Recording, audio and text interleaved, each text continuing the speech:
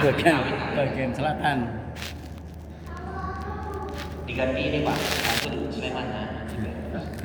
Saya soalnya kalau ngisi di sini saya buka aplikasi Bapak Ibu, jangan sampai sudah azan saya masih ceramah kan begitu. Jadi kan bikin, ya saya juga sama kan begitu. Lanjut. Sampai mana lagi tadi saya? Sampai azan. Dipukul. Fatimah itu adiknya yang perempuan itu nggak takut sama kakaknya.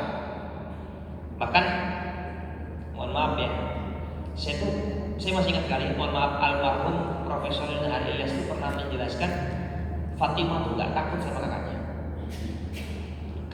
Beliau menjelaskan kurang lebih kalimatnya begini, beraninya kok sama perempuan begini. Lah, ini Umar digituin sama perempuan yang pasti apa namanya? Mangkret. Terpukul kan begitu. Bagaimana mungkin adikku yang wanita begitu beraninya kepada kakaknya hanya karena membela agama ini begitu. Kemudian Umar melihat ada apa namanya? Kertas begitu yang bertuliskan tulisan Arab itu. Apa itu? Serahkan padaku. Fatimah mengatakan, jangan, tidak boleh. Nanti kamu akan merusaknya, kamu akan merobeknya. Itu Al-Quran. Bukan Al-Quran ya apa? Tulisan Al-Quran. Karena Al-Quran itu dibukukan pada zaman Khalifah siapa? Utsman bin Affan. Jadi ada Abu Bakar, Umar, baru Utsman. Idenya dari zaman Abu Bakar, tapi implementasinya di zaman Utsman bin Affan. Tidak, kata Fatimah. Maka Umar kekeh ingin melihat tulisan itu, kata Fatimah, kamu tidak boleh memegangnya karena kamu najis karena kekufuran, kata Fatimah.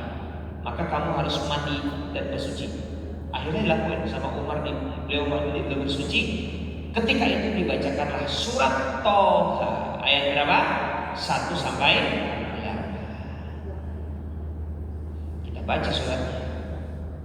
Hafal Bapak Ibu? Tidak hafal?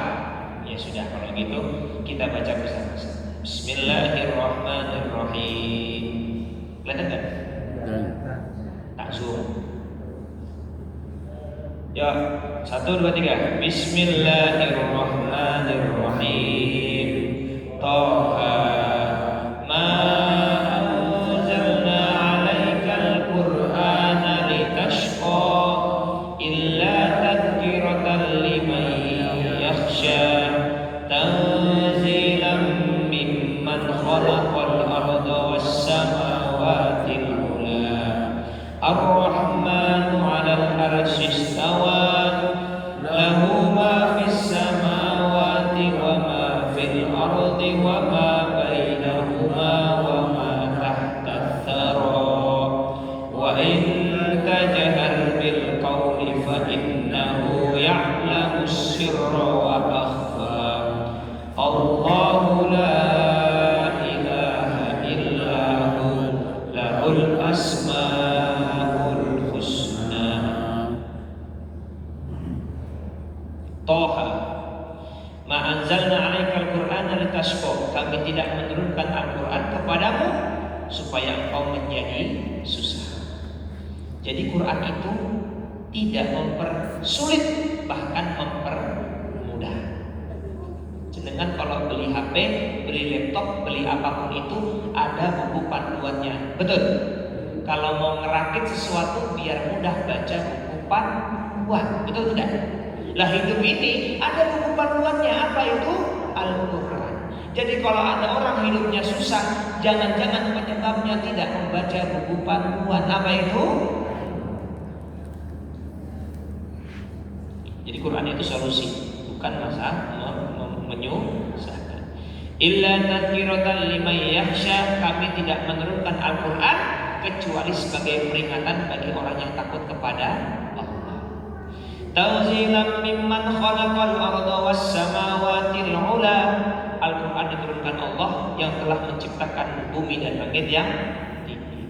Ar-Rahmanu 'alal arsy istawa, dialah Allah yang pengasih berkuasa atas arsy. Lahu ma fis samawati wa ma fil ardi wa ma bainahuma wa ma tahta ath-thara.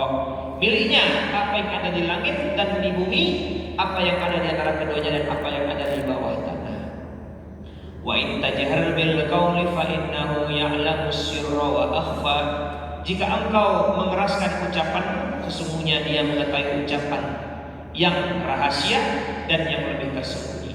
Allahu la ilaha illahu lahul asmaul husna. Allah tidak ada Tuhan selainnya, miliknya nama-nama yang terbaik. Surat Thaha ayat 1 sampai ayat berapa tadi? 8. Inilah yang menggetarkan hati Umar bin Khattab. Halo.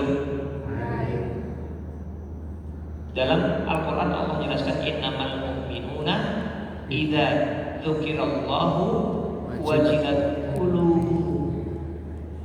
Orang beriman itu ketika disebut nama Allah bergetar hatinya. Kira-kira kalau disebut nama Allah bergetar gak hatinya dengan diri? Bu, bergetar gak hatinya bu kalau disebut nama Allah? Ada yang bilang ada 2 kata yang menggetarkan hati perempuan. Apa itu Ustaz? Yang pertama I love you. Oh, itu bergetar tuh hati perempuan. Yang kedua diskon 50%. Yang bergetar itu hati.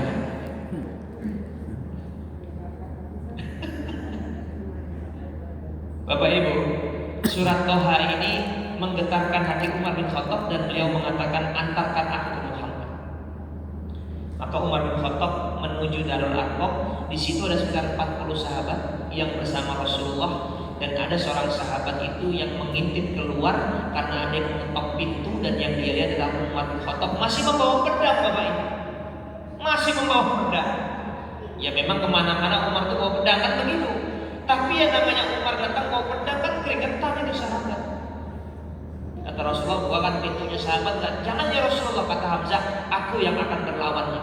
Ada Hamzah di situ. Hamzah siap berduel dengan Umar kalau Umar mau perang. Dan ketika dibukakan pintu, di situ Umar bin Khattab meminta Rasulullah untuk menuntunnya mengucapkan 2 kalimat syahadat. Dan ketika itu sebelum itu Rasulullah bertakbir Allahu Akbar. Sahabat-sahabat yang ngumpet itu keluar Bapak Ibu.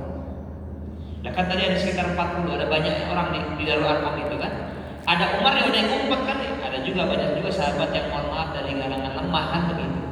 Ketika mendengarkan Rasulullah takbir, mereka tahu Umar masuk Islam, maka mereka semua keluar dan mereka menyaksikan keislamannya Umar bin. Inilah peristiwa Umar bin Khattab mendapatkan hidayah. Dari mana? Mendengarkan lantunan Al-Quran. Jadi kalau orang non-muslim, orang kafir namanya Umar itu mendengarkan Quran itu bergetar hatinya. Bagaimana mungkin kita sebagai orang Islam tidak bergetar hatinya? Ibnu Qayyim Al-Jauzi menjelaskan Bapak Ibu, mohon maaf ini. Ibnu Qayyim Al-Jauzi mengatakan tidak akan berpadu hati seorang hamba antara cinta Quran dengan cinta musik, kecuali salah satu akan mendominasi, kecuali salah satu akan menyingkirkan yang lain. Saya tidak mengharamkan musik ya. Musik itu kan tergantung musiknya. Ada juga musik yang mungkin bisa mengingatkan kepada Allah, betul. Ada musik yang bikin semangat, betul nggak? Contohnya apa? Samsuya, tetap itu kan bagus ya. Wahai warga Aisyah saja. Nah, ini gitu. Tapi sekarang saya mau nanya, kira-kira di hati kita lebih dominan musik atau Al-Quran? Ayo, cara ngeceknya gampang. Hari Minggu mau bersih-bersih rumah biar enjoy, nyetel Quran atau musik? Mau mudik jalan-jalan keluar kota biar enjoy, nyetel Quran atau musik? Jangan sampai di hati kita lebih dominan daripada Al-Quran. Itulah Umar bin Khattab, Bapak Ibu.